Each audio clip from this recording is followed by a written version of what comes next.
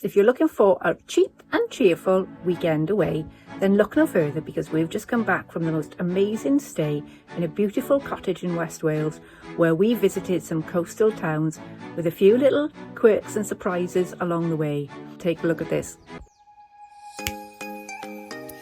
Our journey starts at Aberaeron, where we rented this beautiful cottage. It's a very small village, but perfectly equipped with everything you need. After a very comfortable sleep, we headed off to our first seaside town, which was Aberaeron.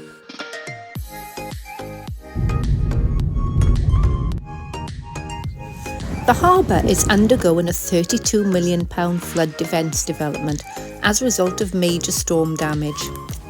But the town is still beautiful and worth a visit. So our day started with breakfast at a village hall that had a craft fair. I had this homemade cake and gained £20 just looking at it. Next stop, the university town of Aberystwyth. It's a fantastic tourist area situated on Cardigan Bay on the west coast of Wales. With a huge variety of quaint shops, cafes and restaurants, there's plenty to do and see. But one of the absolute must-dos is a visit to the Aberystwyth Cliff Railway, which can be found on the northern end of the promenade. Prices are very reasonable and the train is wheelchair accessible. This is Britain's longest electric funicular cliff railway, which will take you to the summit of Constitution Hill, offering a 1,000 square mile view. And on a clear day, you can see 26 Welsh mountain peaks. At this point in the day, the clouds were starting to separate, so we were really hopeful for those amazing views. The railway opened in 1896 and is 778 feet long. Since 1987, it's been classified as a Grade 2 listed structure. As we reached the top, the clouds disappeared and we had the most spectacular views.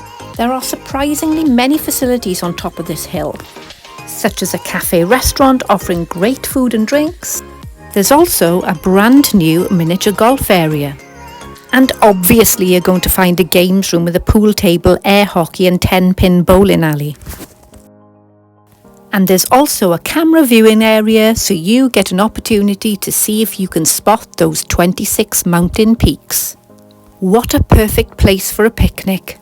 And as we settled back on the train, it was a great opportunity to take in some final views on the way back down. Another little interesting fact is that the train originally operated via a water balance system until electrification in 1921. It's also good to note that dogs are welcome.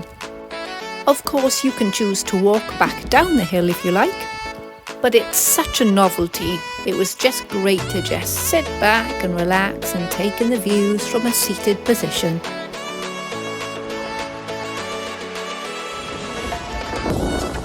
And look at this guy. Well, we thoroughly enjoyed our time and it was well worth a visit.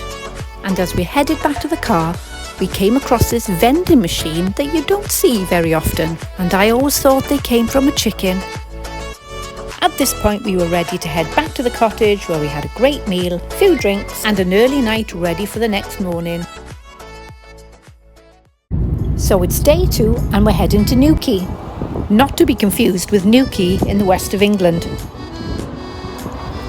Quay has a picturesque harbour and a large sandy beach surrounded by quaint little shops and restaurants.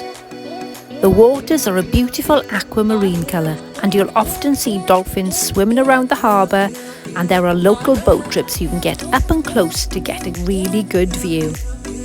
Quay has a really relaxed atmosphere, but it is also a working traditional fishing town, so it's a real great place to just sit and watch all the activity. Food always tastes better when you eat outdoors.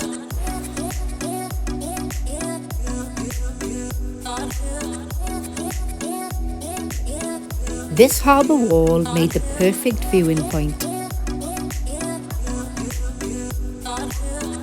But watch out for these guys, they're like an organised gang.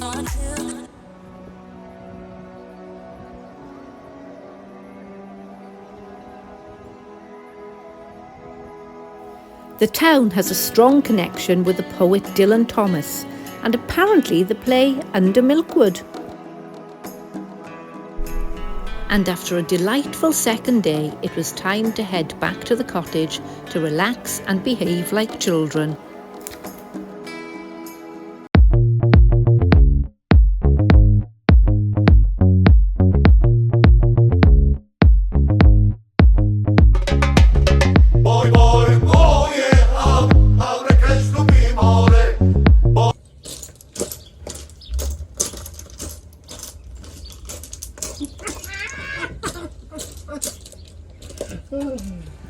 Embarrassing, I know, but we are on holiday. All in all, we had a fantastic few days away, and it didn't break the bank.